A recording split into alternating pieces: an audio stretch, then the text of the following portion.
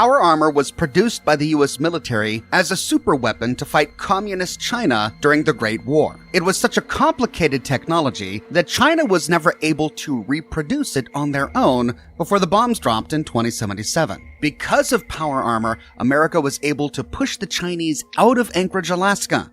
Even though the Chinese had their own technologies that the Americans couldn't duplicate, the Chinese stealth armor, for example, though America was able to reverse engineer it into the Stealth Boy, China was never able to reverse engineer power armor. The technology is that complicated that a pre-war government actively in the middle of a war was unable to reverse engineer it and unable to produce anything that could counter it. The pre-war suits of power armor include the T-51, the T-45, the T-60 developed after Anchorage, and the X-01, which was an experimental suit that was never actually issued to troops. After the war, after America crumbled, only the Enclave was able to produce their own new suits of power armor.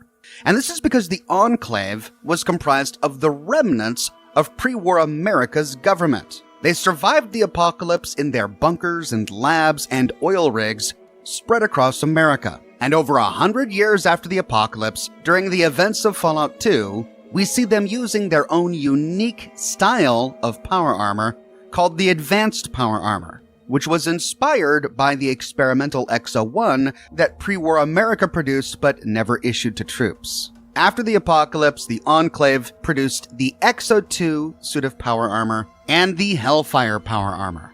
Besides the Enclave, no other faction in the Wasteland after the bombs dropped was ever able to produce their own brand new line of power armor. Not even the Brotherhood of Steel, whose sole purpose is to hoard advanced technology, was ever able to create their own new suits of power armor. During the events of Fallout 76, we learned that they drafted plans for the Ultrasight power armor, but after losing contact with Elizabeth Taggarty, they were never able to bring it into production. Modifying power armor is easy. Every Wastelander can modify power armor. Even raiders weld rebar and pieces of scrap metal to power armor frames to create their own raider power armor, which pales in comparison to all of the pre-war suits of power armor.